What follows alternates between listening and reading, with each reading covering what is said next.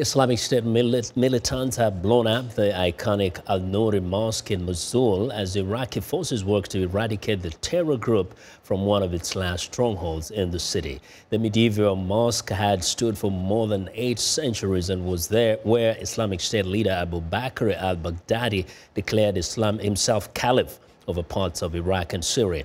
As Iraqi and coalition forces move closer to retaking Mosul in Iraq, coalition forces battling the terror group in Syria are finding themselves in a shrinking battle zone that has led to more hostile interactions with forces allied with the Syrian government. Now, viewers, Carla, Babb discussed the complexities of the counter-ISIS fight in Iraq, Syria and Afghanistan with Chief Pentagon spokesperson Dana White in her first sit-down one-on-one interview since starting her post 2 months ago. Tensions have escalated exponentially, it feels like, this month with the downing of 2 Iranian-directed, Iranian-made drones. We've also had the downing of the Syrian jet. How concerned are U.S. officials here at the Pentagon that this could escalate into a bigger war and put the United States in a bigger war in Syria than just the fight against ISIS? I think it's really important to understand that our mission in Syria is about defeating ISIS, period. We have been very clear about our intentions and our objectives there.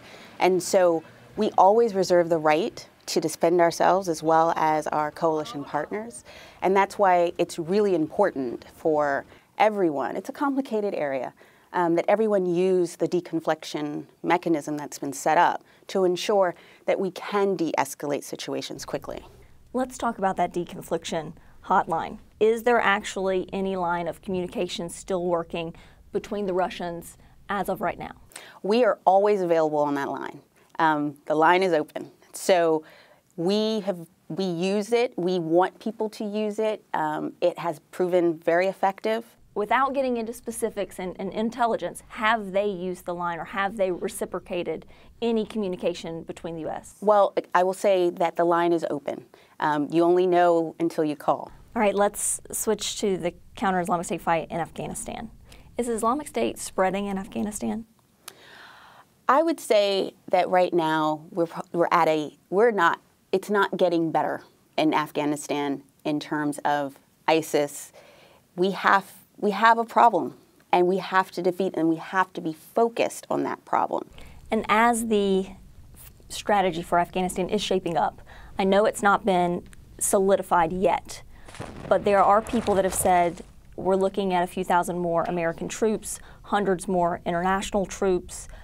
Are any of those forces, do you envision, going towards the counter-Islamic State fight and the counter-terrorism fight against al-Qaeda? The Secretary is considering all of the options. He is reviewing with his commanders what they need, what kinds of forces they need, and the number in which they need them. But I think it's very important to remember that that is within the context of a much broader strategy and also understanding what are our partners willing to do. Is Secretary Mattis waiting to speak with his counterparts in Brussels before making a decision on Afghanistan? Absolutely. Listen, we really do have to also talk to our partners. We have to think about what else they can bring to bear to help. So I know everyone wants to know what's going to happen, but the Secretary is being very deliberative and very thoughtful about what the commanders need and what's necessary to change the tide. Well, for more on the counter-ISIS fight, viewers Carla Babb joins me from the Pentagon. Now, Carla, the global fight is clearly becoming more complicated. Did Dana White say anything at all about what's taking so long to push Islamic State out of Mosul? You know, Vincent, I asked her that question and she just did not go there. I pointed out that the situation for the last little bit of western Mosul kind of reminded me of the situation in Sirte, Libya. If you recall, Islamic State had a couple of neighborhoods that they just would not give up for months. But while she wouldn't go there, the Iraqi government certainly is pointing out that the end seems to be near. They said that the destruction of the al-Nuri Mosque was a clear indication that Islamic State knows that they are losing, and they said, why else would they destruct something or would they destroy something that is such a symbolic presence of their caliphate? The Islamic State did say that it was not them that destroyed the mosque, it was the coalition, but we have not seen any evidence to support that claim. Now, we know you did kind of mention, bring up the issue of Afghanistan. Hard to believe there isn't still a strategy in place there, especially now that the Pentagon says that even the Islamic State situation is not even getting better, right? Yeah, that's right. And it's interesting to know that General John Nicholson, the commander on the ground in Afghanistan, has said that he had the adequate number of forces for the counterterrorism fight against Islamic State and al-Qaeda. He said that back in February, but that was before the Islamic State made gains in the caves in Tora Bora and Nangarhar province. That was before they made gains in this province in northern Afghanistan called Jawzan province. But people here in the Pentagon have stressed to me not to take these gains without the full context. They said Tora Bora is in all reality just a bunch of caves in a very remote area, not a lot of civilians affected.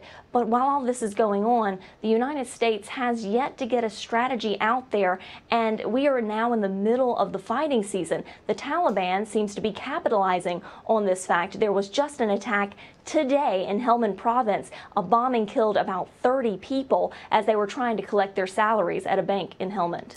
Well, we'll keep waiting and keep us posted, Carla. Thank you very much. That's VOA's Pentagon correspondent Carla Babb coming to us live from the Pentagon. Now,